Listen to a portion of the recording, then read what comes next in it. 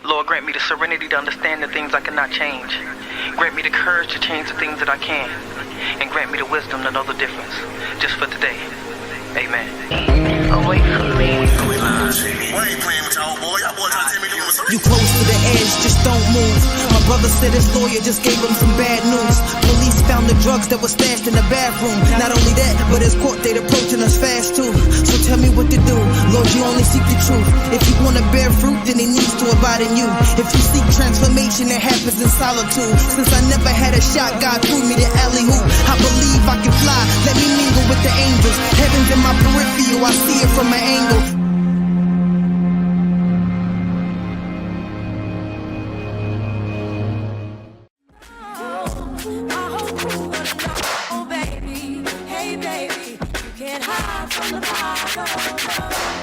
Ready or not, refugee taking over. The Buffalo Soldier, dreadlock monster. On the 12th hour, fly by in my bomber. Move on for cover, now they under pushing on flowers. Superfly, July, Jupiter. Let's me high, only for fly with my boom from like high. I, refugee from Guantanamo Bay. Dance around the border like a You're now grooving with the smoothest DJ.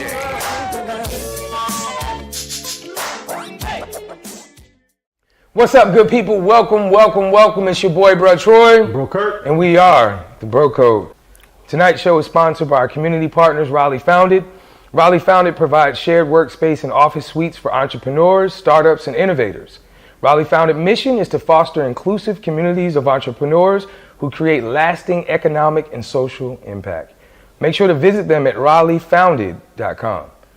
Make sure to like and share this post, not now, but when? Like right now. Right now. We appreciate those who have supported the Bro Code platform, and make sure to help us grow our platform by telling a friend, sharing the YouTube page, Spotify platform, and Apple Podcast platform. Bro Kurt, man, we missing the brother today, man. Yeah, but, hey, hold on.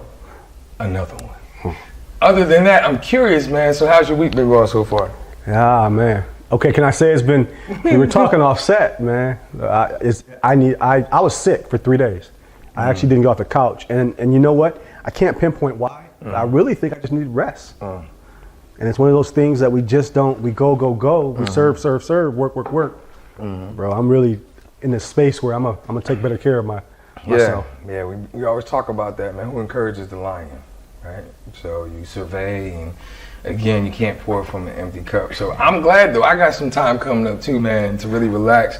I'm a nature guy, so I like ocean, I like water, I like lakes, I like mountains, things of that nature. So I think I got a beach house coming up, man. Yeah, I'm kind of jealous. Yeah. It's okay, man. Be jealous. Send me some pictures, at least. Everybody's gonna know. They're gonna know. Everybody's gonna know. I don't know how they're gonna know before you get there. They gonna know. I love it, man. So here we are, another episode. We always start off the episode with just a common question based on the guest, the person that's coming on. And tonight we're dealing with a juggernaut, man, a gentleman that when we talk about knowing who you are, whom you are, and whose you are, we always, the work that we do with youth, I mean, it's invaluable to learn some of those things at a young age. And I can honestly say that just watching this young man, he has. So I'm curious, historical figure, whether that's in politics, whether that is in social justice, whether that is just in the community. Yeah. What historical figure would you want to spend a day or a meal with? So I have two. I need two. And I need two because mine would be Muhammad Ali because of his two C's, the conviction he had to stand in his truth for what that was at a time when that wasn't the norm. And his confidence.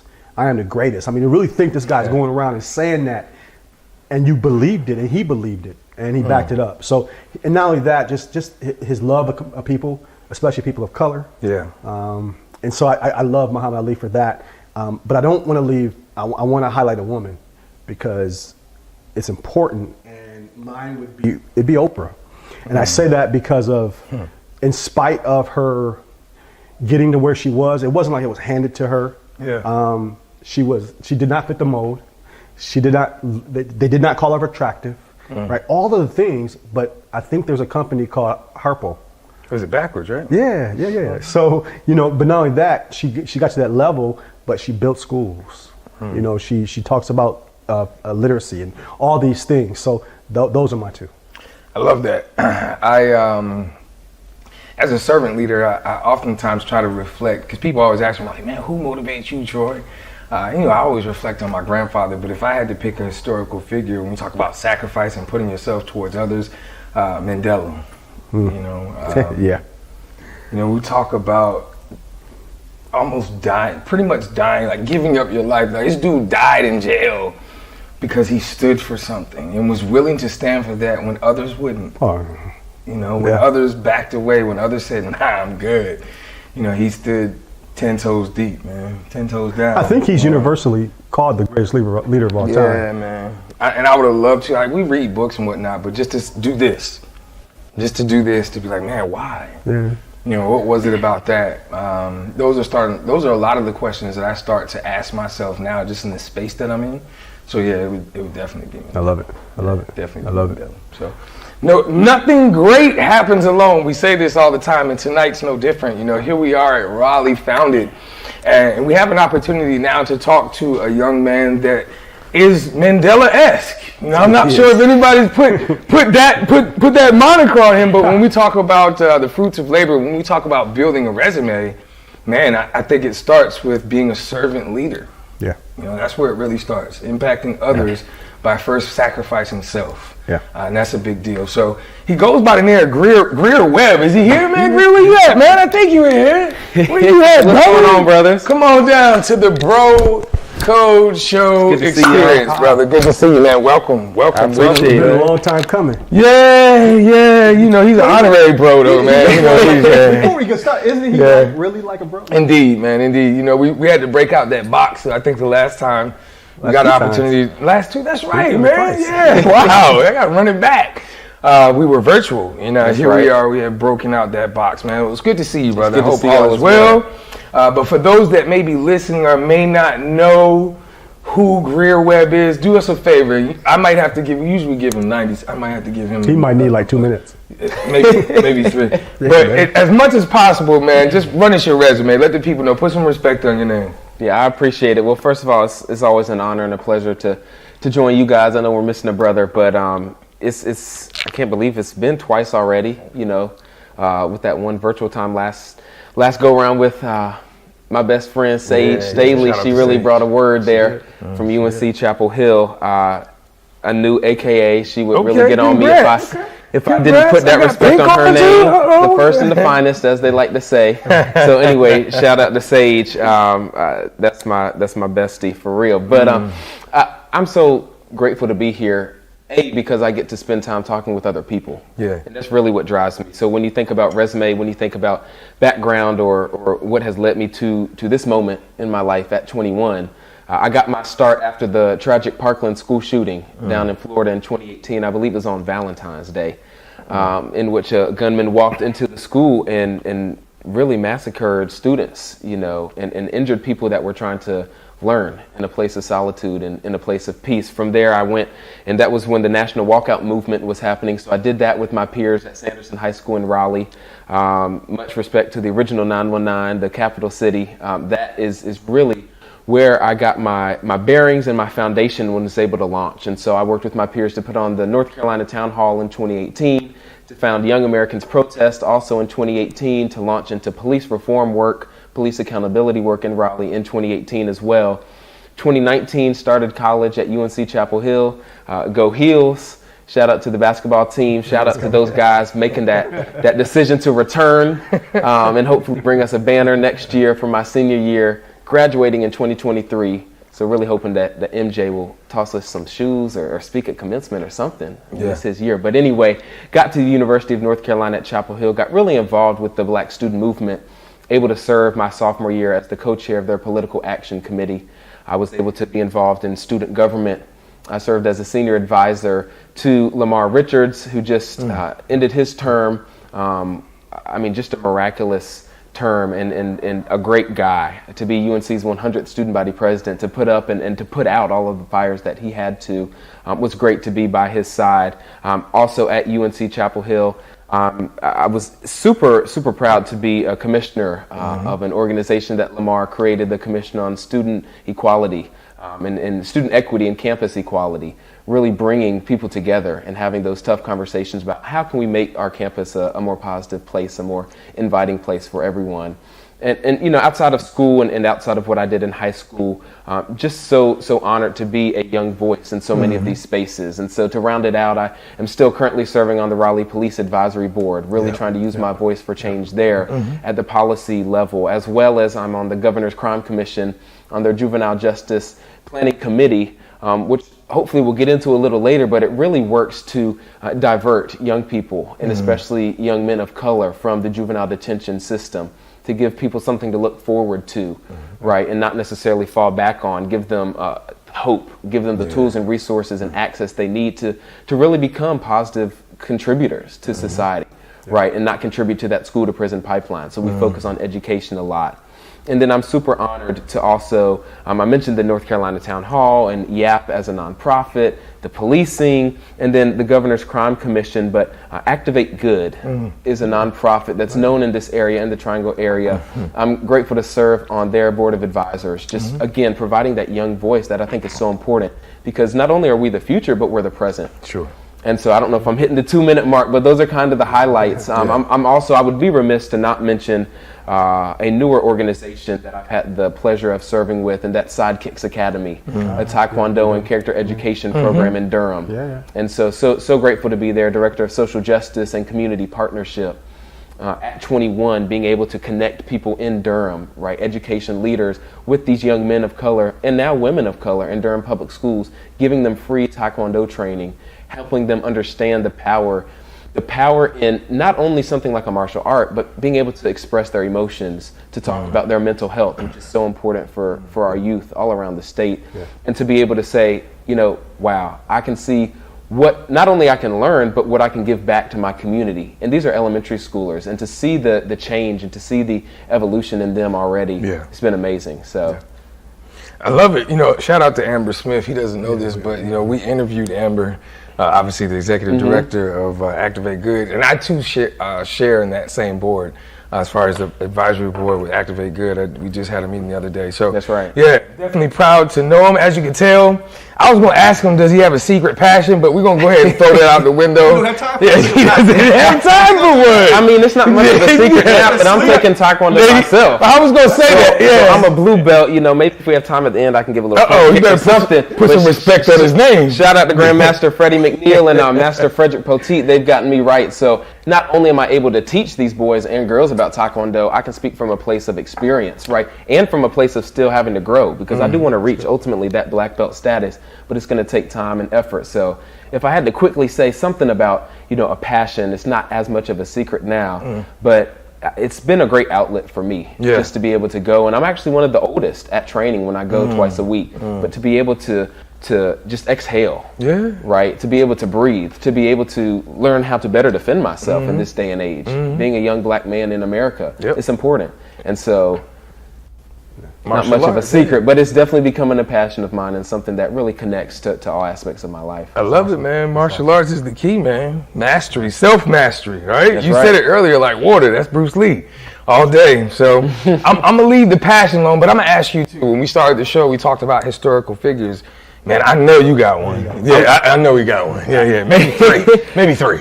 I'll keep it to one. I was thinking off camera when y'all were answering that question, and you know, I love all three of the figures that y'all mentioned, and definitely am very honored to even be spoken in the same sentence with Brother Nelson Mandela, and just the way that he was able to bring people together, but also hold that apartheid and racist government of South Africa accountable for all their ills, while gaining the respect of people of all backgrounds is certainly someone that I admire and look up to. But my person is someone that's little known, actually, when I speak to folks, and that's Ella Baker. Ella Baker went to Shaw University for high school and undergrad, graduating as valedictorian. She's known as the overlooked mother of the civil rights movement. And the way that I'm able to speak so so smoothly about her is because I'm writing a 15-page research paper on her right now for one of my classes. And so still on that school grind, but just understanding the power of black women in the civil rights movement who were overlooked, who were thought of as assistants, who were thought of as helpers, but they were so foundational to, and I like to say we've just continued the civil rights movement with Black Lives Matter, right? And what we see today with young people speaking out against injustice. And that's what Ella Baker did. As a young student at Shaw, she spoke out against injustice. And she never wanted to be the face, right? Which is why little is known about her. She was a grassroots organizer that didn't want the fame, right? Didn't even want the fortune, but she wanted that change to be effected. She wanted to impact change, and she was passionate about, as she grew older, instilling that drive in other young people coming up to know that they could actually make a difference, that they could not only protest, but they had tangible policy ideas that should and could be implemented by people in positions of power. So I'd have to shout out Miss Ella Baker, has those Raleigh roots, and you know, one of her best and one of my favorite, I think, quotes is, strong people don't need strong leaders.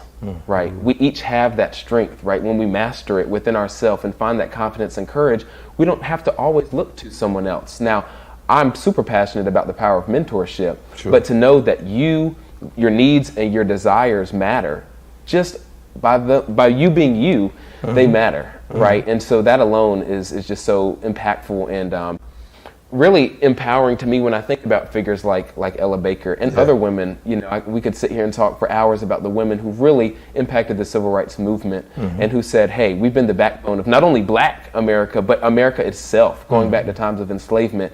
You know, we are due our recognition, but we want to use what power we do have, right? What power we have taken to bring behind and usher in, you know, young people, to usher in other women who can become the driving forces for positive change in this country. Indeed. We're right here on the Bro Code Show. We have Professor Greear Webb. UNC is in the building. Stand up right here on the Bro Code Show. We'll be right back.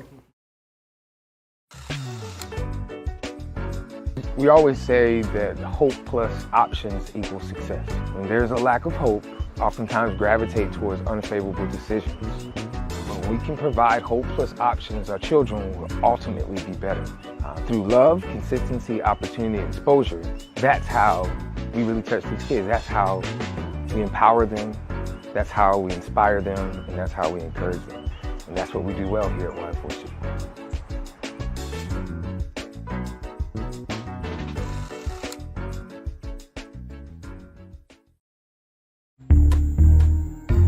The Bros just got stronger. We've added a new member to the team, Ruth Proctor. The blonde bombshell herself will be hosting this new segment called the Proctor Report. This segment will share behind-the-scenes footage and engage questions from our listeners from a female point of view. Tap in to the Bro Code.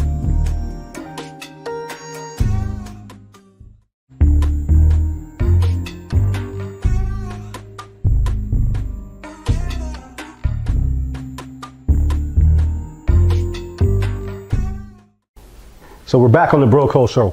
Greear, talk to us about, first of all, listening to you, bro, I don't usually use an iPad, right? I got an iPad today because, bro, your resume. You know what I'm saying? I had to do it. Man, I appreciate it. One thing that, I want to share a story real quick. The first time I met you, and I didn't meet you, sorry, we're in the same room. We were at Sanderson High School in the library. And I was coming to support my daughter. She was a year behind you. And I go in the library, and there's students everywhere. And I get to my daughter, but I see a big group and everybody's surrounding you. And I'm like, Jackie, who is that guy? And she's like, oh, he's the next president.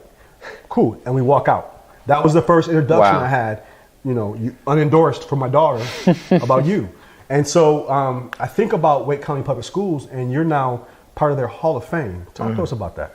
That was a real honor last year when I was up in D.C. Doing an internship with the U.S. Black Chambers, which, you know, we might touch on. It was a great experience for me just having that, you know, professional introduction, right, to this Capitol Hill adjacent, as they called themselves, group that was really fostering and working to improve policies around Black financial security and independence. But to answer your question directly, that is the time in which I learned that I was going to be honored as the youngest, I think still, Haven't seen this year's class, if it's even been announced yet, but the youngest inductee into the Wake County Public School System Hall of Fame. I really was in shock for a moment. I really did not see it coming, to be honest with you. But to this day, I'm just so grateful for that recognition. And again, it's never about me. And I said this, I was talking to Ruth earlier, but I said this and said, at one of the churches in which I was speaking, it's rarely about the messenger.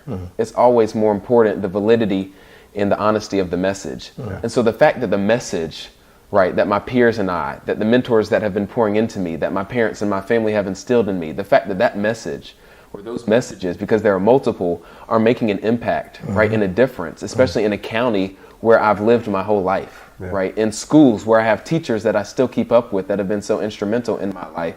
It was really an honor. It was just amazing to be at the virtual reception and see the other honorees, right, and the differences that they were making, hearing those testimonials from students of these people, right? We had folks from the arts. We had people from the community like myself, right? We had other teachers and educators who are so important to all of us. I mean, we can all name an educator most likely that has impacted our life. And to know that for some reason, in some way, I'm positively impacting people through what I say and how I help organize people around social justice, right? Around recognizing people and bringing people in instead of excluding and dividing. It was a real honor and something that I'll hold on to forever. Now, do you get a jersey in the Raptors or something like that? Is that how they do that? How's that work, right? I go in the gym, is it going to say Greear on the jersey? That's cool. I don't think so. That would be pretty cool though. Yeah. So we saw you featured in a Biden political ad, right? I don't know how that felt, but do want to hear about your DC experience for sure. We'd love to hear a few highlights. Yeah, so top highlight, I was able to go to a Juneteenth celebration at the base of the MLK Jr. statue. Okay. Now that was amazing. So right off the bat, I can tell you that was one of the best experiences and a privilege really that I was able to go and represent the United States Black Chambers, which is the nonprofit really committed to growing and fostering Black business and Black business development across the United States and even across the globe. And so what I was doing was working with their policy team, working really under their CEO, who's a mentor of mine, Ron Busby, to really make sure that Black business owners across America felt supported, that corporations and companies after the tragic murder of George Floyd, who made all of these pledges to Black communities and Black businesses, were following through, and to really just understand the role of young people, right, and to offer my perspective to these circles, which included mainly adults, right, 30 and over, to say, hey, here's what young people that I'm talking to are saying and thinking about financial security, right, about closing the racial wealth gap, right, about what we want to make and how we want to make it when we come into the workforce. And I think that one of the takeaways from last summer was just understanding that even in the midst of COVID-19, even in the midst of things not being normal, right, as we move into this new normal, to see that people were taking me seriously, right, and that when you speak with confidence and courage, people listen. And those that don't, well, maybe the message isn't for them. But for those with whom the message is resonating, it's important that your message is inclusive, right? It's important that I wasn't speaking just for myself, but on behalf of my family, on behalf of my mentors and my friends. So there were things that I wanted to clearly communicate, and I felt as though over the course of those 8 weeks, I was able to do that, right? As though I was not only heard, but listened to. And so to continue having that connection and to continue having that relationship that I do with the U.S. Black Chambers has been awesome. I mean, this is a group that was commissioned, I believe, in 2008 by President Obama, who saw the need to have conversations about Black finances.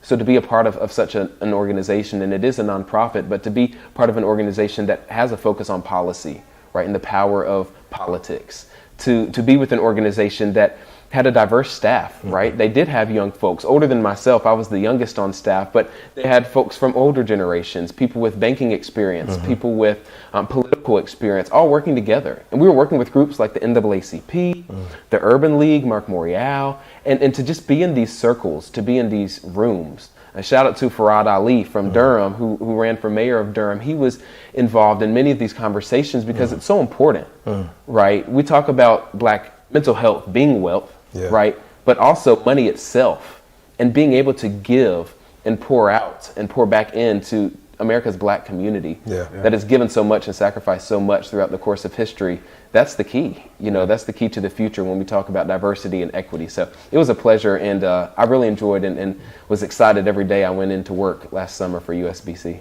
Yeah. So listening to your resume, listening to everything you've already been through, a man doesn't get to where you are without a solid upbringing. Would love to hear how your upbringing played a part in who Greear is today. I'm so glad you asked about that, because I really enjoy every chance I get to talk about my upbringing, because my family in particular is so important to who I am today, especially my grandparents, right? Even my great-grandparents are still living. And to have people that are pouring into me from a young age and encouraging me. I come from a family of educators as well. My dad's mom, so my paternal grandmother, served in Wake County for almost 30 years, if not more than 30 years, as a public school educator, a high school English teacher. Now, I mean, you were talking about Sanderson. I remember how I was in high school. So to do that for more than even a year, to put up with high schoolers, I give her much credit. But I think my family, and especially my parents, have always instilled in me, especially as someone who identifies as biracial, right?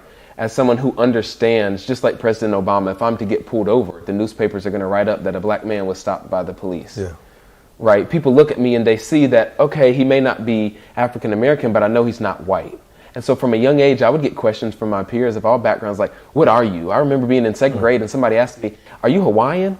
I'm like, is that even a race? You know? But to understand that we're in such a society, right, that wants to categorize people, that wants to place labels on people. My parents always instilled in me that courage to say no, you know? So I would respond to those people, obviously not with a colorblind mentality, because I know the harms that perpetuates, but by saying, you know, my name is Greear Webb, right? These are my parents. These are what my grandparents look like, right?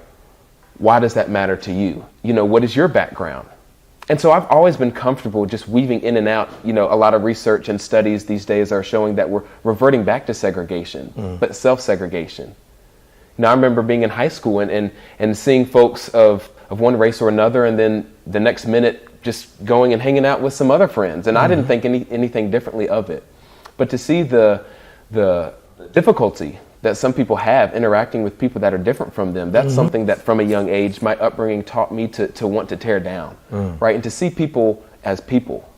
And so I have to credit my grandparents, have to credit my family members, and then my two younger siblings, of course. You know, we talk about being brothers and elevating the role of black men in society. And of course, one of our chief goals, at least in my mind, should be to protect, right? And to grow and to serve, really, black women, right? To be those that uplift and positively impact people in our lives, and especially women that we know have been historically marginalized. And so my sister, who's in her first year at Wake Forest University, have to shout her out. We have great conversations all the time. I just remember from a young age having conversations about race with her. And then, of course, when my brother came along, he's 16 now, and goes to Sanderson High School, as my sister also did.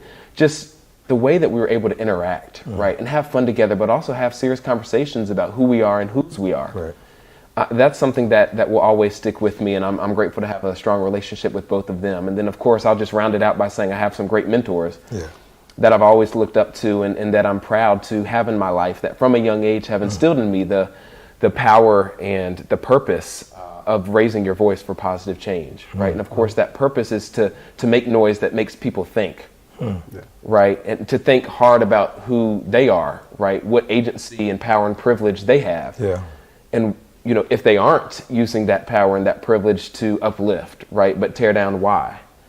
You know, and so I think for many reasons, my family and my upbringing has taught me so much, and has helped get me to this point in my life. And so I'm you know, super thankful for all of them, for everybody in my life that continues to pour into me, that continues to challenge me, but also continues to inspire me and encourage me to do more and to do better with the privileges that I've been given in this thing we call life. Yeah. Life is a team sport, brother. We weren't meant to live it alone. So right. You said a word in your statement called change. And in some of our previous conversations, and I'm sure you said it before, but I'd love to get you to tap dance on that with our listeners. But you said before that true change starts with 3 pillars. That's right. Right. So tell us more about those pillars and how did they become part of your life? Yeah, so I'm sure it's not an original idea, but I like to call them the big three, and I see it as an equation. So whenever I'm talking about true change, I think of education first, plus protesting or raising your voice when you see injustice or when you see something that you think is wrong, plus policy change, right? And that doesn't have to necessarily be partisan or governmental, but changing company policy, putting something down on paper that will protect people, that will give them an opportunity to succeed and thrive, that will give them an opportunity to build, right? To push open doors and leave that door open for those that come behind them. And so that really came to me, and I really honed in on that equation and used it to tell folks about the change that they can make, about the contributions they can make to society as well. That really came to me in 2019, and then of course with George Floyd, I worked with many community organizers across really the East Coast, but specifically here in the Triangle, to not only lead marches, but to follow up with our politicians, to follow up with our governmental leaders, and to try and enact that change that is and remains so necessary when it comes to policing, right? But in 2019, especially as I was going into college and understanding the power of education, I've had some great professors too, that have helped just bring me into the light when it comes to understanding the power of education. And so I think you've got to start there, right? You've got to start with teaching, with taking the lessons that you've learned and instilling those in others.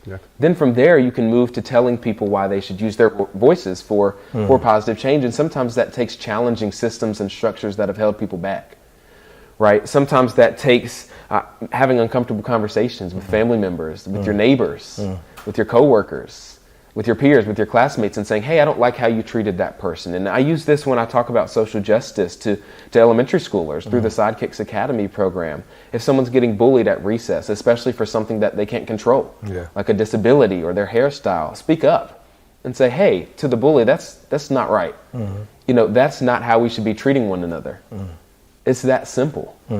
And so we can just mirror and take and reciprocate that example in our companies, right? We can say to a boss or even to a coworker that may be on the same level of the organizational chart you are, hey, I don't like how you spoke to that person, or let me help you, let me point out this microaggression. Maybe you haven't had the background or experience or had a diverse education or interacted with these people like I have, but let me tell you how that could have been hurtful to somebody. That's protesting. That's challenging. And so I think when you look more on a wider scale, that can also look like collective action. Uniting people around the idea of accountability. And so we turned a march that in the span of 48 hours into one of the largest marches in downtown Raleigh, one of the largest marches that the state had seen since the civil rights movement. And that was done by young people and older generations alike who wanted to use our voices in the midst of COVID, trying to keep people safe, having masks available and hand sanitizer and food and water, even milk in the event we were tear gassed, as was happening in other cities. We turned that into a 5,000 strong march. That is an example of how all it takes is a conversation that can lead to a community challenge. And then to build upon both of those variables and then usher in that political, that policy change that really places people at the center and encourages our politicians or our CEOs to put in writing these protections for your employees or for your constituents. That's what it's all about. And it starts with a conversation. It starts with a teachable moment.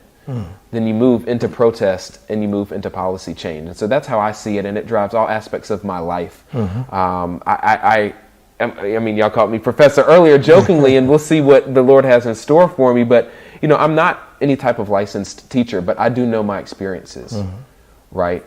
I know the conversations I've had with others. And so when you get to any type of controversial point, or you're having a conversation that may be uncomfortable, to just fall back on those, okay, let me start with the big three. Can I educate, or can I step back from the conversation and be educated? Can I challenge, or can I recognize and give validity to their challenge of me, of something that I said? And then how can we work together to make sure that this change is cemented, right? So that this negative moment or this negative interaction doesn't happen again, but that we all learn from it. And that's all it takes is really a conversation. But to go deeper, it's an equation, because I think that offers a level of sustainability and tangibility to whatever you're discussing in the moment. Understanding, right? So listening, we were talking about that earlier, right? Not to respond, but to understand. That's what it's all about. I think, so often, just quickly, and I have a bad habit of doing this as well, but in a way, it's human nature to start formulating a response, right? Because you want to be recognized. You want to be felt, or you want to feel as though you are valid, right? And everyone's point of view is valid, but there's so much, I think, change is made in the margins. And so when we sacrifice, right, and just listen for a moment, just be still and hear what someone is telling us, even if we don't like what they're saying, the fact that we're listening to them instead of always having to think about formulating a response, it's critical. And that's how true change is made, by listening and then working together to find a solution. But if you're always talking, how can you listen? That's it. You know, change isn't comfortable, I like to say, but it's so necessary. Everything starts with a conversation. We have the juggernaut, Greear Webb, right here on the Bro Code Show. We'll be right back. Dominate, dominate. Please don't ever fix your mouth to try to diss them. I can rearrange your teeth like novice dentist. Snap like Thanos, turn to dust my competition. But I preach non-violence, Wait a second, let me brag on my God. Hear the truth, yeah, just showing off. Yeah, I promise he never took a loss. If I'ma tell it, I gotta tell it all. Oh my God, hear the truth, I ain't just telling y'all. You can count it, he never took a loss. And if I'ma tell it, I gotta tell it all. Hold on, wait a second, let me brag on my God. I love my God to keep them bands on me. You may say I'm tripping, I'm your fan only. I let it tiny.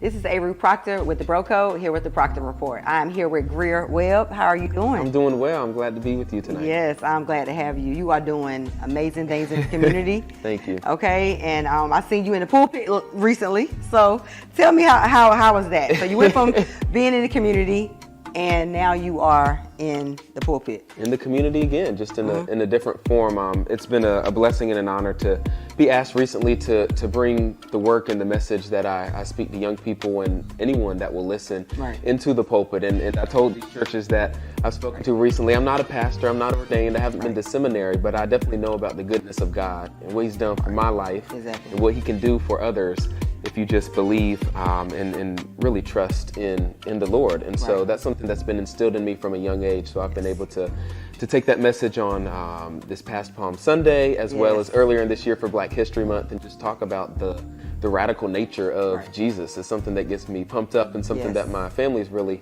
instilled into me. So I'm all about social justice and creating social justice warriors. And I think one way to do that is by having people become more confident in their faith, in their religion, and having that be a foundation from which they can launch and become warriors for change. I love it. I love it. And you are a native of North Carolina. I am. Okay. Raleigh raised. Yes. Okay. I was at Dreamville the other weekend. So cool to see my city put on like that. Oh my God, it's so amazing to see someone, make it and come back to the area. I know he's from Fayetteville. Right. But just to come back to North Carolina, that North Carolina love is just like, man. No, Cole is like that. Yes. I want to meet him one day. So I would true. call him a social justice warrior. For sure. I was talking to somebody the other day just about these rap artists, about these people in our lives that are on these pedestals but are using their power, that are using their privilege and really their agency to create positive change. So the fact that we have these folks like Kendrick, like Cole, even North Carolina, other North Carolina bred folks like Rhapsody, talking about social justice and talking about what it means to be Black in America and have your life matter. No, it was a fun time the other weekend at Dreamville, and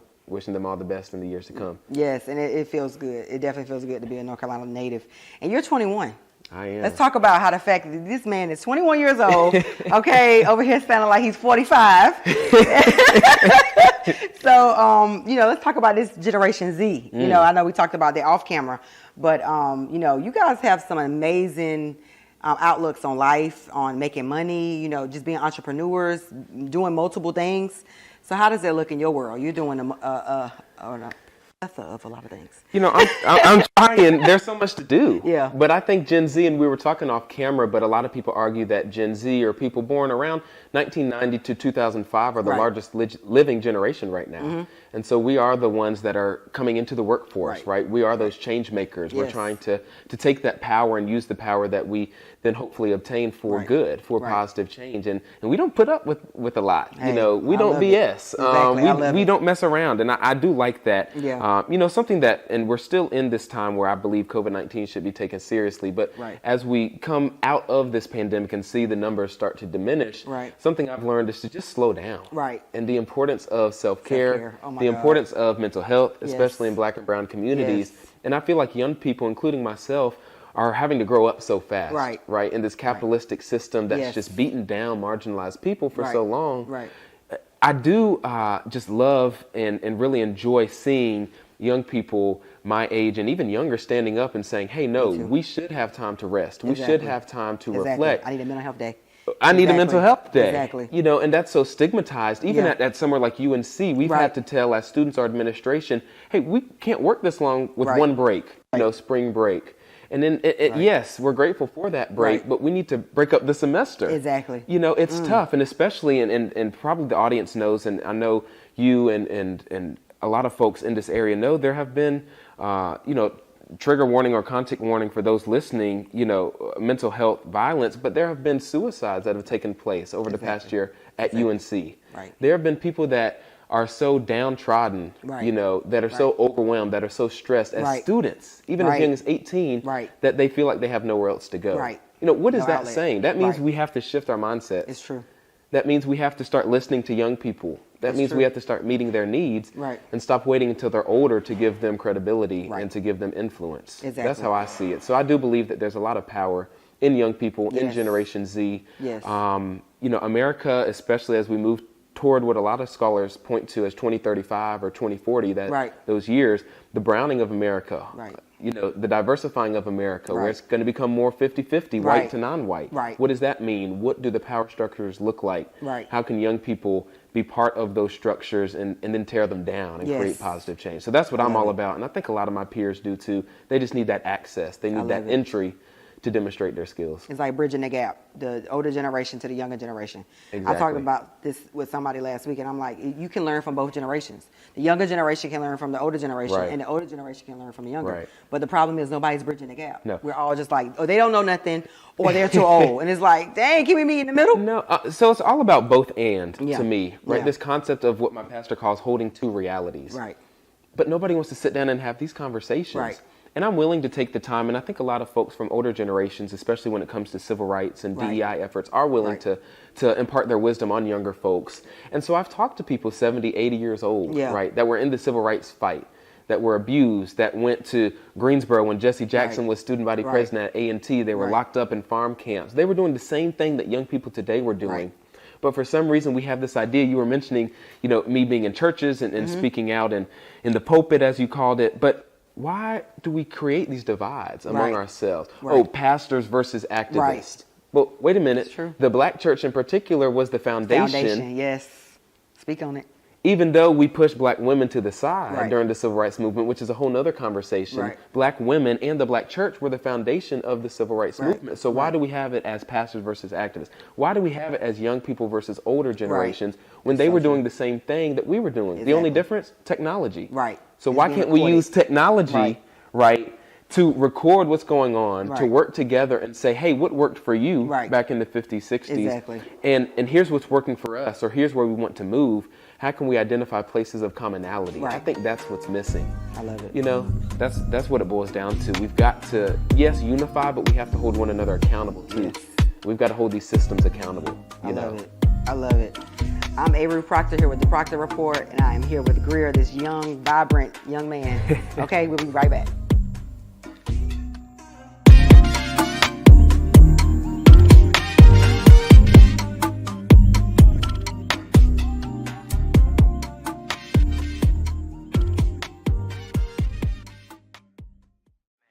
The Bro Code TV show was created to amplify the voices of others and share courageous stories of community leaders, organizations, and businesses that are doing great things. Every Wednesday night at 7 p.m., you can catch Bro Troy, Bro Kurt, and Bro Smith for another courageous conversation. You can find those conversations on our YouTube channel at Bro Code TV Productions and also our audio podcast channels, which are on Spotify, Anchor, Apple Podcasts, and Google Podcasts at The Bro Code Show. Tap in to the Bro Code experience. We all we got. We're back on the Bro Code Show with my man Greear Webb. Greear, the John Lewis Student Activist Award. Talk to us about that. That was a deep, deep honor, and so proud to have received that in 2021, the first ever recipient of the John Lewis Student Activist Award from the Triangle MLK Committee. Just shout out to Pam Thompson-Smith and everybody on the Triangle MLK Committee that works every year to put the march and the Interfaith Prayer Breakfast together. All of the events that weekend are so important, right? And so to also that long weekend be honored just last year, I guess it was, with that John Lewis Student Activist Award. I mean, so grateful for any of the awards or honors that I received, but that one really hit home for me just because I am a student of John Lewis. I'm a scholar of Black history, literally, along with political science at UNC Chapel Hill. And so John Lewis and his message of getting into good trouble is even coming up in this paper I'm writing about Ella Baker. He was a member of SNCC, the Student Nonviolent Coordinating Committee, just down the road at Shaw University. He was a freedom rider, literally putting his life on the line for justice, to ride into places like Anniston, Alabama, to come through places like North Carolina. And he was a committed advocate for what's right. And then we see he was able to even elevate. Elevate might not even be the right word, but he was able to assume the position of congressman, right? And to make that policy change and implement that policy change that we've talked about. And so that was deeply honoring to me as a young Black man, as somebody who's looked up to John Lewis, who tries my best daily to not only live into the image of John Lewis, but make him proud, right? And have my peers know and understand who he was. Right, the legacy that he left on our nation. That was a tremendous honor, and something that certainly will stick with me for the rest of my life as I stay committed to engaging in that good trouble as he did, and fighting for what's right, and really uniting people around a common goal. Of not only protection, but of making sure people understand that Black folks in this country matter. Right? That we should have the right to vote. I mean, I've got it on my shirt today, but voting is always important. And it's one of the ways we can use our voices. That's right. Yeah. It's important to understand that John Lewis was willing to push traditions, right? Because those traditions didn't include everyone. That's right. And so he's a man that I, in everything that I do, I work to honor him. So to be honored with that award from the Triangle MLK Committee was amazing and very humbling. Yeah. So with all the accomplishments, how do you focus? We were talking about balance earlier. We were talking off screen and kind of like, wait a minute, he's still a student too. All this stuff he just mentioned, and you still got to take classes. That's right. How do you stay focused? I mean, I'm in now, currently my final week of junior year, and time has flown by. To have those two majors, though, and a minor, to do what I do, right? And again, it's not necessarily about me, but the work, right? And the agency that I've been allowed, and I think by God, to be able to move and to be able to have conversations with people that actually matter and make a difference. It can be a lot. It can be overwhelming. And so I've definitely felt burnt out. And then you throw COVID-19, a whole pandemic, into the mix. So going back and forth to school, always having a paper to write or something to read, it can be certainly overwhelming and exhausting. But one of the ways that I stay grounded is to have fun, obviously. To me, social justice is fun, right? Organizing people and talking to people is fun. But kind of this common understanding of what's fun and just release. Right? What does reflection and release look like for me? I mean, I've got a bunch of Netflix shows that I love to watch. I just finished up binging Abbott Elementary. Y'all probably heard of that, but so funny. And so spot on, kind of depicting that Black experience of being in public school. I also play tennis. That's something that I've done since high school at Sanderson. I play basketball on the side. Of course, I do taekwondo is another way to release. And something I've worked hard on this semester is to get good rest, to get good sleep. Because as y'all said already, and it's so true, you can't pour from an empty cup. That's right. Right. My pastor, who is one of my greatest mentors, says we must work from a place of rest instead of always resting from a place of work. Because it's so easy in this life, right? In this cycle of constantly working, right? Constantly being asked to help, or especially for students to knock something out, whether that's an assignment or updating the resume or preparing to go into the workforce. There's always something to do. So to be able to rest and reflect and to be comfortable with yourself and your thoughts, I'm constantly learning, and it's taking me a long time just to get to this point in my life. But those are a few of my hobbies and a few of the ways that I work to stay humble and to stay hungry. I like to say humble and hungry, because there is always something that can be done. And I want to make sure that what I'm doing is leaving a lasting impact on somebody or something. I don't want to be doing something just for the sake of saying, hey, it's another thing to add to the resume, or it's something to keep me busy when I could be resting, when I could be recharging, I like to say. Not necessarily unplugging, because I feel like the work of social justice or the work of politics, I mean, the root word of politics, POL, just means of a citizenry or of a people. And so for me, that's a constant state of being. But to be able to recharge, to say, okay, now I can really make a difference because I'm feeling fulfilled. I'm feeling full of energy. To be able to sit back and say, okay, what do I need to do to get to that point? Do I need to call up a family member, right, and just have a good laugh? Do I need to turn on my favorite show and just hit pause on this paper because I feel like I'm draining or I'm falling back from giving it my best effort? I think those are some of the ways that I really work to sustain the work ethic that I have. And then also my faith is super important to me. So making sure I make time for the word, make time for scripture, and make time for, I love music. So worship music is it's one of the ways I just, press pause again and kind of release and just listen, to what God is putting on my heart, but also I spend that time thinking about what can be done, and trying to make sure that I'm planning for what's to come, instead of just running around like a chicken with my head cut off, because there is so much to be done. Yes. As a student, there's so much we can be doing, but I want to make sure that I don't, and I've already said it's sped by, but I want to make sure I don't miss out on these really formative years of my life being in college, right? So freshman year in particular, before COVID hit, was going to all the sporting events I could. Y'all probably remember, I think maybe in some of our past conversations, you flashed up the pictures of being on the front row of field hockey, of football, trying to win those student tickets to basketball games, those lottery tickets. And so this year, being back on campus and having more of an in-person experience, I've tried to do the same. So was able to go to some basketball games, was able to show up at events that the Black Student Movement was having, that other organizations were hosting. And so I do my best, and it can be overwhelming, but I think something to keep in mind is self-care is important, right? And resting from a place of work is going to be so exhausting and draining. But when you work and give from a place of being full and of being passionate, the sky's the limit. So you bring up faith, and you've been following your journey with faith for years. But I recently saw a turn where you weren't in the congregation, you were behind the pulpit somewhere. So I paused and said, okay, there's something different here.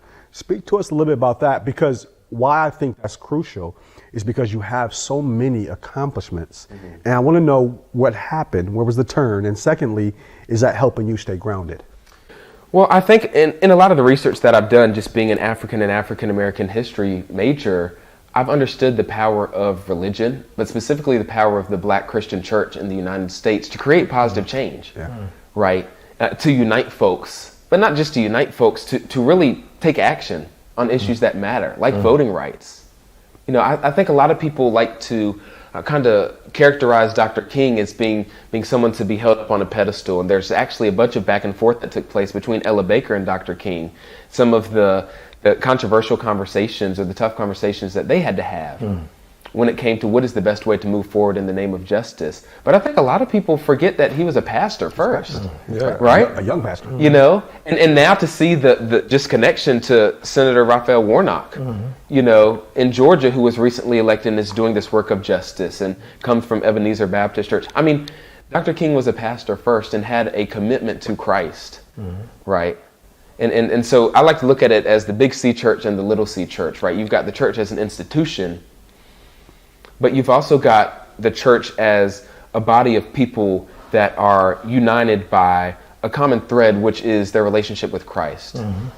And so I think that turn really came when I got to college, and there's a lot going on, and there's so much exploration to be done. And I think I just went deeper into my faith and found that the personal relationship that I have with Jesus is the most important, right?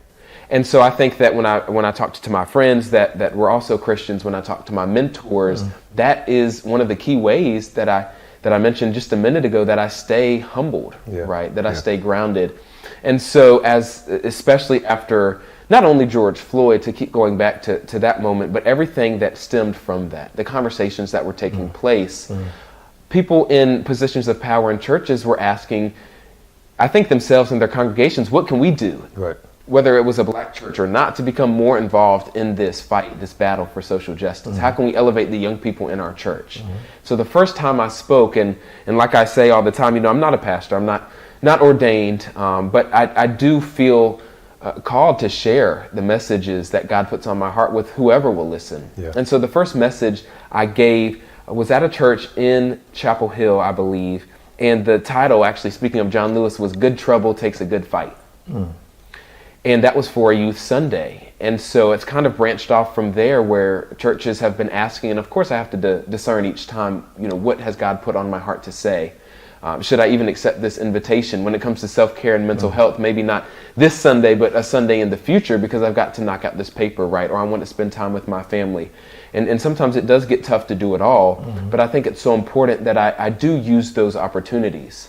And so recently, speaking on Palm Sunday, I talked about just the importance, right, of the church being a group of people that is committed to change, that is committed to looking at the word of the Lord and going out into the community and sharing that through their actions more so, but also through their words. And so I've been, again, coming back to this word, but honored to be able to speak at some churches recently, especially as COVID-19 restrictions are lifting. And I just get so energized by seeing, you and I were talking off camera and a little bit, earlier in the conversation about where I derive my passion and my energy, and just being at this most recent church, St. Paul AME in downtown Raleigh, a historically black congregation. I just got so much energy from hearing and seeing the congregation interacting with what I was saying, and that kept me going. And I found myself not even looking at the notes I prepared at some points and just speaking from the heart. And so I've really loved doing that. And I think, again, there's so much that can be learned from the way that Jesus walked, and what he talked and said to people about recognizing the most marginalized. He was very radical, just like John Lewis. He didn't go along to get along, but he said, let's think about these policies, right? Let's think about these structures. Let's think about the way that we judge people. And I think also that Jesus was resilient. And that's something that brings me so much motivation to know that when things get tough, I can keep going, because I've got not only my mentors and my family and my friends by my side, but God, right? The strongest friend that anyone could have, that is uplifting me and giving me that reassurance and allowing me to be resilient, allowing me to persevere, to continue speaking words of justice, words of recognition, and words that will allow people to think differently, to change their mindsets. Because I really do believe that hearts and minds can be changed, especially for the better. And so to know that I can use the Bible, right, as a foundation, that's really, and especially the 10 Commandments, not only loving God, but loving your neighbor as yourself, it just drives me and keeps me passionate, keeps me pushing toward the goal of equity, towards a goal of justice, and towards a goal of making sure that people know that they are loved and matter. Yeah, I love it. We're gonna come right back, man. We gotta pay some bills. Yeah, absolutely. So we've got Greear Webb on the Broke Coach Show. We'll be right back.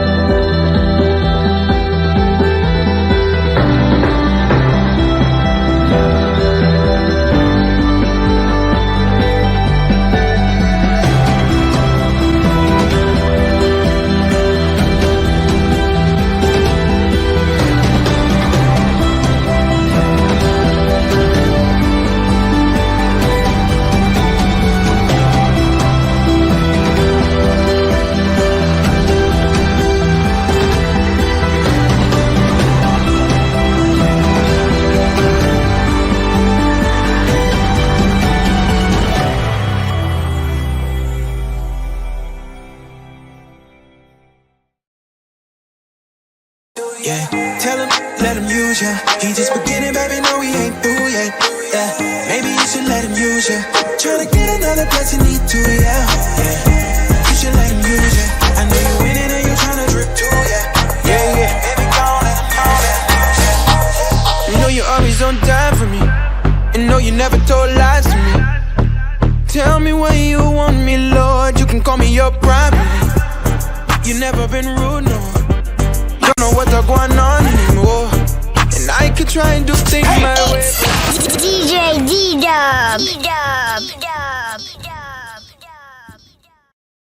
We're back on the Bro Code Show. We got my man Greear Webb. So, Greear, you've done a whole lot. We done came all the way from childhood, the greatness that, was starting to build momentum in high school, and here we are now. You're a year away from graduating from UNC. Wow.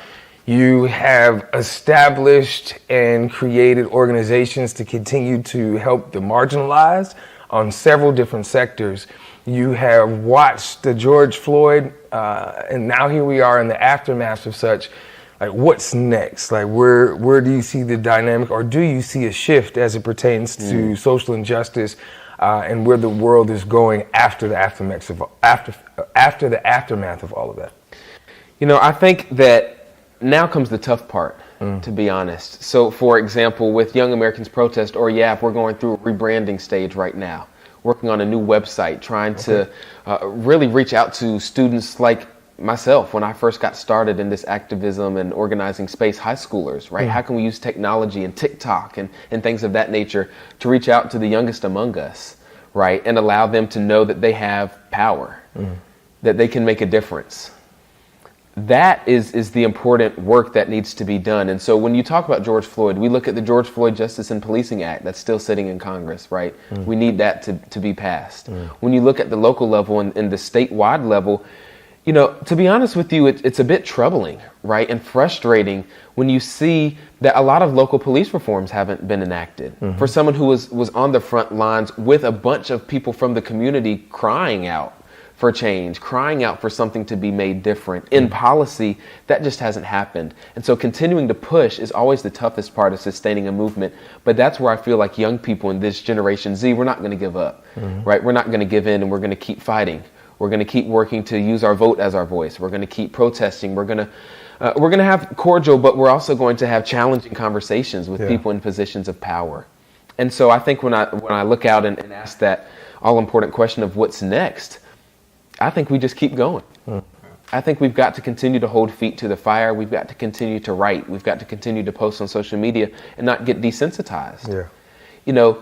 I think, and Will Smith really did say it best when he said, a lot of this violence, a lot of these Karen moments, right, that we hear about where black people are stripped of their humanity and dignity because people are uncomfortable, right, or because people have painted this picture or this image of black men or black women of being loud or of being violent. It's not new. It's just being captured on camera. It's being filmed, is what he said. Yeah. I mean, I just think about what happened recently in Grand Rapids, Michigan. An immigrant who was gunned down by a police officer for not following instructions. And are we calling that fair? Yeah.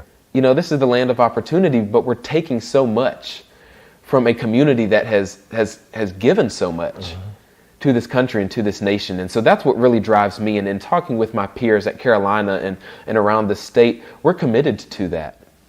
We're committed to implementing and assisting programs like Sidekicks Academy. I mean, I keep talking about it, but that model is amazing over there in Durham. And we hear what the news says about Durham, right? We hear what some members of law enforcement say about crime rising. But I've got to shout out the police chief in Durham, Patrice Andrews, a supporter of the Sidekicks Academy program, and someone who I think really understands what's next. And that's pouring into these elementary schoolers. We have to catch and really implant the values of social justice, right? We have to inspire and allow young people to engage and explore their passions at the kindergarten, first, second grade level. That's right. So that's what's next. People my age, 21, right? A lot of people see that as young. we've got to pour into the next generation because they're coming fast. That's right. And so when I look and think about Young Americans Protest and just how powerful I really do think that organization can be by doing what Ella Baker said and grassroots organizing around politicians who are people-centered, around policies that are people-centered, around education that's people-centered, especially in this day and age when we're seeing attacks on education, right? I mean, that's real. We're seeing the banning of books, right? Folks don't want to have uncomfortable conversations, but that's what the bro code and that's what I'm all about. Sure. How can we find places of commonality, right, and grow together? Not remain stagnant, not just talk the talk, but how do we grow? Yeah. And so I think that one of the tangible ways we can do that is having more conversations, one-on-one conversations between younger folks and older folks. You know, I was mentioning earlier to you all between the church, right, and activists and organizers, because back during the Civil Rights Movement, they worked together. That's right. And so we've got to kind of resurge and we've got to resurge and reconnect that bond. And I think something else that must be done is taking these conversations to the kitchen table, to the dinner table, and having families talk about the importance of overcoming, right? We're seeing that in a way the Civil Rights Movement never ended, it's just continued. The problems and the issues that Black and brown communities in the United States have faced. I have a professor that I'm in his class right now, and he likes to say, you know, history rarely repeats itself, but it so often rhymes. And I think we're in a moment where history is rhyming. You know, we're not maybe hosing people, you know, and sicking dogs on people, but we're not allowing teachers to talk about the hosing of African Americans and when dogs were sicked on Black people during the Civil Rights Movement. You know, so history in so many ways is rhyming, and I just love that phrase because I think that to put my spin on it, young people in particular can be the poets, right? Can write a new rhyme, can allow people to step into their fullest potential. Yeah. And so I think that it's so key now that we work together and continue having the conversations and continue. It does feel, and I will say this, especially as a young person, and we are in an election year, it does feel draining sometimes and demoralizing. You know, we hear all the time like, oh, why does my vote matter? Why does speaking up on this issue matter? Because if you don't, the issue will fade away. And those in positions of power, those that have historically marginalized people will continue to do that. Right. And we'll look back in 10, 20 years and say, wow, we really missed a moment where we could have kept our foot on the gas and affected some true change. And so that's how I see what's next, to continue to push even when it gets tough, to definitely take time to recharge. And I know we keep coming back to 2020 and George Floyd, so I just have to quickly mention that self-care is important, mental health in particular is important, and therapy is important. Yes. Especially as Black men, right, sitting here, we've got to be able to talk to someone who has the tools and can share those tools with us. Who can analyze us, but not in a technician or sciencey way, in a people-centered way, where we can say, wow, now I know myself better. Now I know how I can be a change maker out in my community. Now I know how I can treat my family better. Now I know how I can be a better friend, right? A better partner. That's what it's about. And so I think that when you look at what's next, we've got to really, really shift and try new things. And I think that young people are going to be on the cusp and we are on the forefront of being willing to try those things and destigmatize some of the barriers to change that we've seen for so long. Yeah, I love it, man. I've once heard that neglected issues have babies. And, you know, turning a blind eye to something doesn't make it go away. Right. It often makes it fester. That's right. You know, that's right. So I definitely can dig that, man. So I'm curious, man, like when we were talking earlier, we're talking about Babyface Greear from high school. Now we got Logan coming through. We got Wolverine going on. Man, I'm curious, man, like if you can take us through that evolution, if you want to use that word, of high school activist Greear trying to figure his way, and now you're getting ready to be a senior at UNC. You know, I seen you. Now he's a model on IG. He's taller. Oh yeah. I was looking up at him like, yeah. I was like, man, I don't remember that. Right. So you're growing into your own, man. And like, what does that look like for you? Like, how does that feel? Not from a purpose perspective, but a personal perspective. Yeah, no, I love that phrasing. I think for me, and you know, y'all keep mentioning this, but I really can't believe that I'm a senior in college. Pretty much. I mean, we've got to knock out these exams. Yeah. So I don't want to take that for granted, but we're there, right? I've gone through, 3 years of being at Carolina. And I grew up an ABC fan, anybody but Carolina. My dad went to Wake Forest. My mom went to Meredith College in Raleigh. I grew up really hating the hills. So to be able to go, and I mentioned exploration earlier, but growth, really. And I try to pick a word each semester or each school year. And my word this junior year was gratitude. And so I'm so grateful for the friends that I've made, for the lessons that I've learned, for the pushback that I've encountered, just going from Sanderson High School, right, in 2019 into college. Just seeing, 25,000 students in my life every day, right? Almost, I think, 1,000 clubs and organizations at Carolina. So much to do. Growing this beard, I tried it during COVID. It didn't really work. I got the patchy comments, and my friends, when I would post up, were like, I don't know if that's working. But I persevered, and here we are. And so I can't even remember when I started growing this beard, but I think it does have to do with not me coming into my own necessarily, but becoming more confident, right, in who I am. It feels like the chips are almost falling into place, the lessons that my parents and mentors have instilled in me. And I've always got more learning and growing to do, I know that, but I've just been so blessed these past 3 years to have some really formational and foundational experiences that I think will really stay with me through the rest of my life, throughout my life. And I think to keep things personal, I think that the way that college in particular, right, and then those summers and the pandemic have kind of all worked together to show me really the future. I mean, I know that sounds cliche, but I've met so many people from so many different backgrounds at UNC, speaking different languages, different races, folks of different genders and backgrounds who have different takes on life.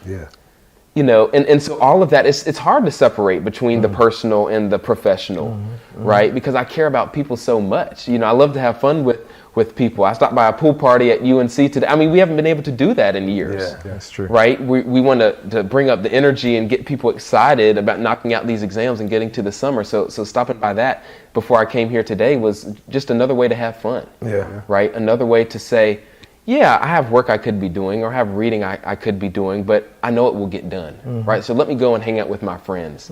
Let me make memories that will last and endure. And something my therapist, actually got to shout her out, has told me recently is start writing down moments of gratitude. Something I do is journaling, and I highly encourage people to journal and write down their thoughts. I almost recap my day. A, I think it helps with my memory, but B, it helps me capture moments that stood out to me. And she specifically recommended writing down moments of gratitude each day because it will give you something to go back. It will give you something to go back and look back on. And say, wow, I was so thankful for that day, or I had a lot of fun that day when times get tough. And so, again, I'm so grateful for those that have poured into me and have told me it's okay to not be okay, right? It's okay to be overwhelmed. It's okay to choose to have fun or engage in a hobby, right? At a time when, sure, there could be work to be done on the social justice front, but again, you can't pour from an empty cup. And so these past 3 years, if I have to give an analogy, is trying to fill that cup, right? Try to make it overflow. Maybe it'll overflow senior year, but I do feel as though I'm in a good place, right? And I have to give glory and honor to God for that, because I believe that He's allowing me to not only walk in my purpose, but to see the purpose in others. And I feel like I can just see the connection, right? And I can envision what people call America and refer to America as a more perfect union, but I can see what a better and bolstered community looks like if we work together and are willing to have tough conversations so we can get to a place of having fun together. Go through difficult experiences because they'll shape us and allow us to have a better perspective on the next one. To have conversations like this, to grow and to have a show like this that impacts people and brings on folks such as myself, not because I'm somebody, but because I'm doing work that's making a difference, and that work goes before even I do. And so when new opportunities come along, I have to first say, okay, this is not because of me, right? And it can be difficult sometimes. And Ella Baker warned us, the media will swoop in. Folks will swoop in and want to elevate you to being on a pedestal. It's a reality. But I think to keep yourself centered, which I do by staying in the Word and having folks, such as yourself that encourage and empower me and challenge me as well, that's how I can continue to grow personally. People are pouring into that cup, but I'm pouring into it as well. And so I think that helps us get to that point of overflow just a little bit faster. I can dig that. Well, Greear, we did a little research, and you're very intentional, you know, with what you share with the world. And we talked a little bit more about that and why that's important. But we did a little research, and we found some pictures that really speak volume to that character that you speak of. Okay. Now, you've already shared these with the world, so it's okay. The world's already seen them. But they said pictures worth 1,000 words. Now, we don't need 1,000. However, I would love for you to share who's in the picture. We're going to share a couple with you. You tell us who's in the picture, what you were doing, and why did you share it with the world? Why was it important to you to be intentional to share that picture? We're going to start with that one.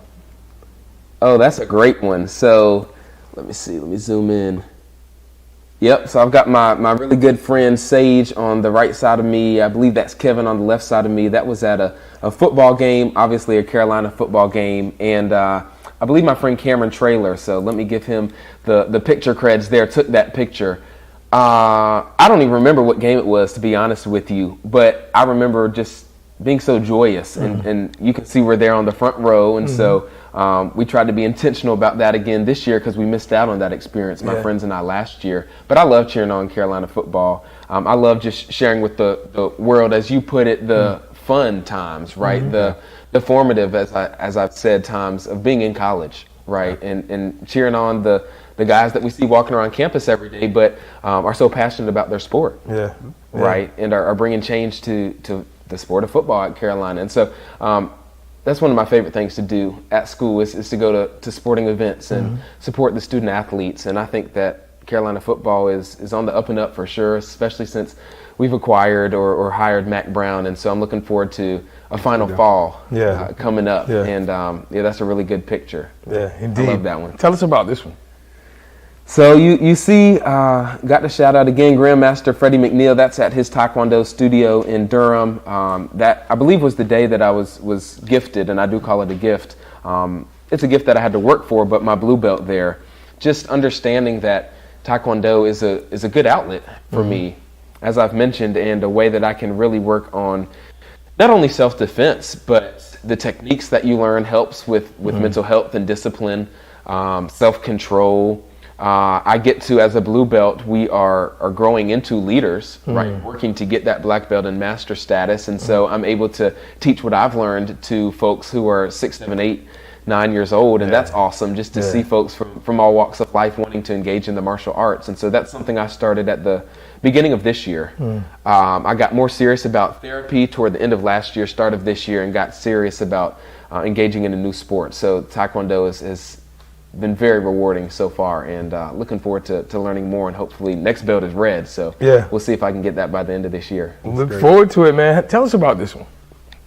So this is when I was at St. Paul AME speaking to their congregation on Palm Sunday, and really the message I wanted to convey is that young people, are those in whom people should not only trust, right, but teach, but also plant the seeds of the future church in. The Lord said, "Let the little children come unto me. Let no one get in the way of the youth, because they are those who are the future. They are those who will be able to spread my message to the fullest effect." And so to be able to speak and look out over that congregation, that was an amazing experience. And I've touched on it, but again, to reiterate, just the energy that I got. Understanding that in that moment, people wanted to hear what I had to say. And I wanted to be intentional, as you've mentioned, about what I was saying. I wanted them to leave with a charge, with a challenge. And my sermon subject was, who are you following?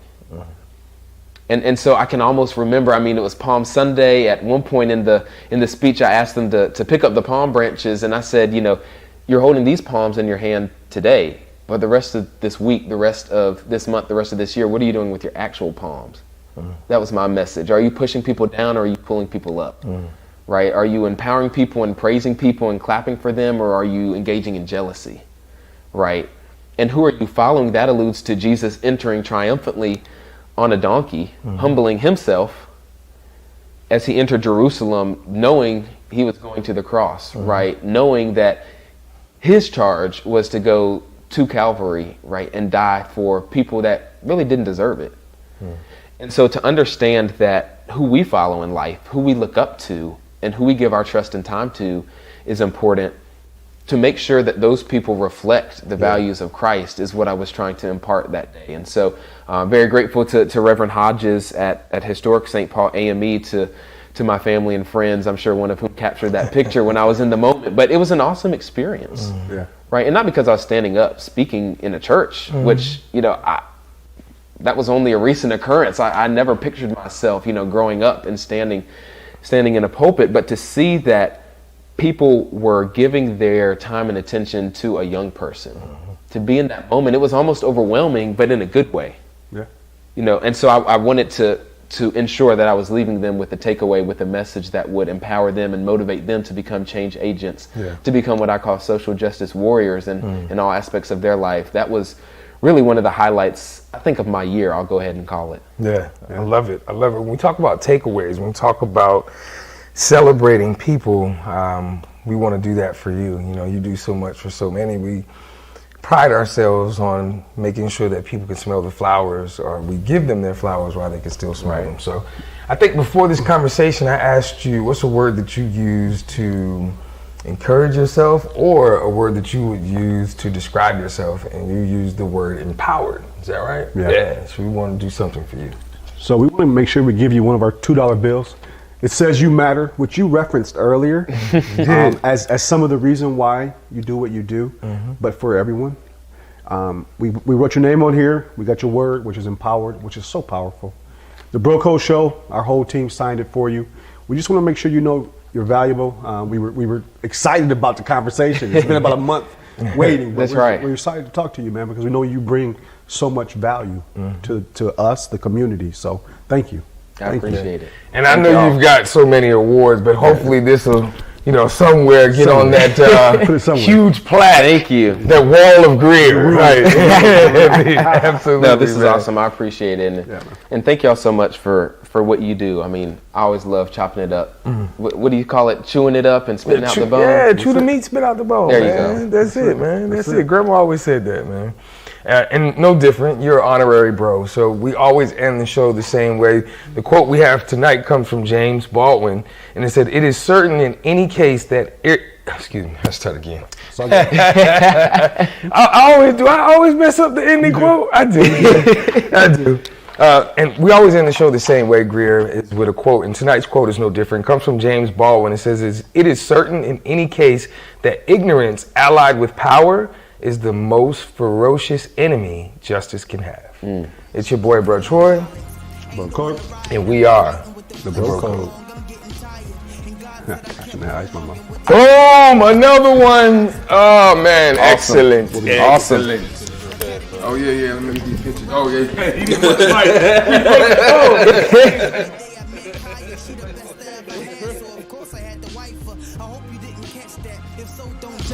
I be spreading the message on the corner where the thugs be. And Rock said, be careful when the world start to love me. I've been getting recognition, a lot I'm starting to work. For tomorrow, you ain't promised today.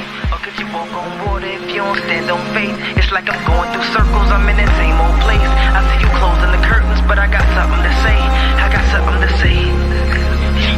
Stand up, and I just don't get it, as if they can't see you making the way. The Bro Code TV show was created to amplify the voices of others and share courageous stories of community leaders, organizations, and businesses that are doing great things. Every Wednesday night at 7 p.m., you can catch Bro Troy, Bro Kirk, and Bro Smith for another courageous conversation. You can find those conversations on our YouTube channel at Bro Code TV Productions, and also our audio podcast channels, which are on Spotify, Anchor, Apple Podcasts, and Google Podcasts at The Bro Code Show. Tap in to the Bro Code experience. We all we got. We always say that hope plus options equals success. When there's a lack of hope, oftentimes gravitate towards unfavorable decisions. When we can provide hope plus options, our children will ultimately be better. Through love, consistency, opportunity, and exposure, that's how we really touch these kids. That's how we empower them. That's how we inspire them. And that's how we encourage them. And that's what we do well here at Y4C.